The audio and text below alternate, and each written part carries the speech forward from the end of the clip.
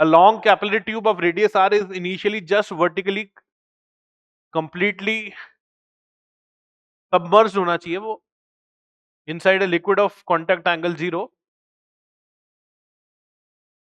of angle of contact I believe ये 0 ही होना चाहिए.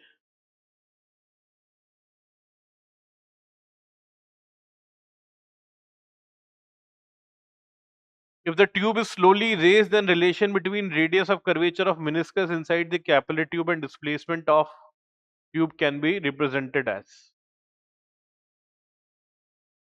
तो देखिए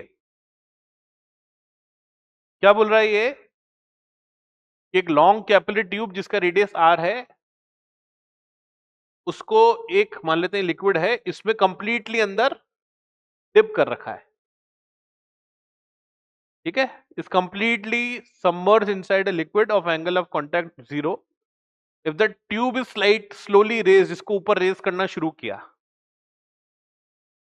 then relation between radius of curvature of meniscus inside the capillary tube, कुछ टाइम बाद ये ट्यूब ऐसे हो गई. तो अंदर जो मेनिस्कस बन रहा है, इसका जो रेडियस ऑफ कर्वेचर है और ट्यूब का जो डिस्प्लेसमेंट है, इनके बीच में क्या रिलेशन होगा.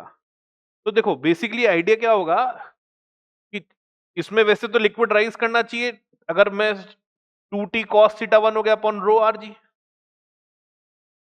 अगर मैं सिर्फ डिप करता तो इतनी हाइट तक राइज करना चाहिए, बट मैं तो नीचे से पुल कर रहा हूं. नीचे से पुल करने के कारण क्या होगा कि initially this tube will behave like a tube of insufficient length. Insufficient length की ट्यूब में क्या होता है कि लिक्विड टॉप तक राइज करता है और अपने एंगल ऑफ कांटेक्ट को बढ़ा करके, अपने रेडियस ऑफ कर्वेचर को बढ़ा करके बेसिकली अपने आप को स्पिल करने से रोकता है. मतलब इनिशियली जब ट्यूब पूरी अंदर डिप्ड होगी तो रेडियस ऑफ कर्वेचर इनफाइनाइट रहा होगा, और जैसे जैसे जैसे मैं बाहर निकालता जाऊंगा तो रेडियस ऑफ कर्वेचर कम होते होते होते होते जब एक पर्टिकुलर हाइट तक ही लिक्विड राइज कर सकता है, विच अगर मैं इसको H0 कह रहा हूं तो H0 तक.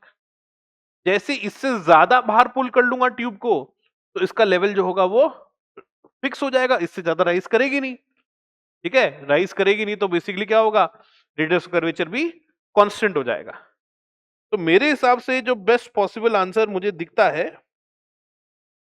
वो बी ऑप्शन होना चाहिए. It's a very good question, visualise कराएगा स्टूडेंट को. ठीक है, इसमें दोनों कॉन्सेप्ट काम आ जा रहे हैं, कैपिलरी रिएक्शन भी समझ में आ जाएगा बच्चे को, और अगर ट्यूब इनसफिशिएंट लेंथ की है तो वहां क्या होता होगा ये भी समझ में आ जाएगा.